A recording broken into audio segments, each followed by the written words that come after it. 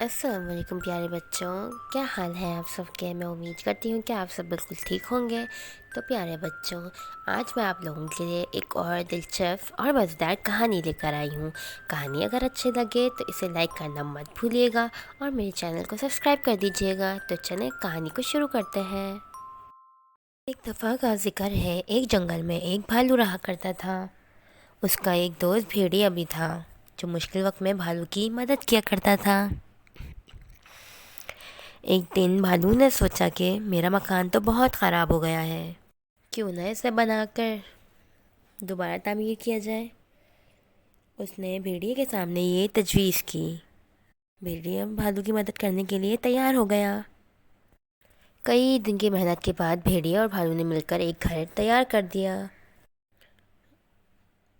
ایک دن شیر کا بھالو کے گھر کے سامنے سے گزر ہوا۔ وہ اتنا حسین گھر دیکھ کر آگ بگولا ہو گیا اور سوچنے لگا کہ میں جنگل کا بادشاہ ہو کر غار میں رہتا ہوں اور میری رعایا اتنے عیشوں میں رہ رہی ہے۔ یہ سوچ کر وہ شیر ہاتھی کے پاس پہنچا اور اسے بھالو کے گھر کو تباہ کرنے کا حکم دیا۔ ہاتھی شیر سے بہت ڈرتا تھا، اس لیے اس نے فوراً شیر کی بات مان لی۔ ہاتھی نے بھالو کے گھر کو اپنے بھائی پاؤں تلے دبا کر تباہ کر دیا۔ بھالو کو اس بات کا بہت افسوس ہوا اور دل میں اس نے سوچ لیا کہ میں شیر سے بدلہ ضرور لوں گا۔ ایک دن بھالو ایک قصبے میں گھس گیا۔ ایک شخص نے اسے دیکھ لیا اور یہ سوچا کہ میں اس کو پکڑ کے کسی مداری یا سرکس دکھانے والے کے حوالے کر دوں گا۔ آخرکار اس آدمی نے بھالو کو پکڑ ہی لیا۔ بھالو نے آزاد ہونے کی بہت کوشش کی مگر وہ تو کامیاب ہو ہی نہ سکا۔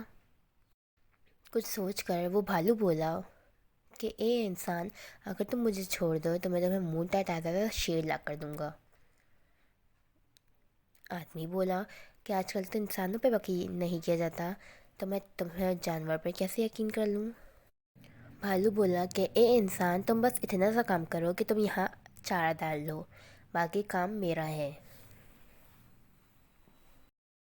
بھالو پہلے بھیڑیے کے پاس گیا اور اس سے مدد چاہی تو بھیڑیے نے اسے ایک ہرن کا کھال دے دی۔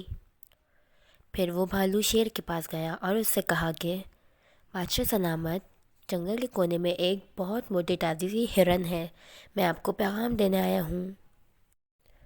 شیر کے منہ میں تو پانی آ گیا تھا، اس نے کہا کہ تم چلو میں آتا ہوں۔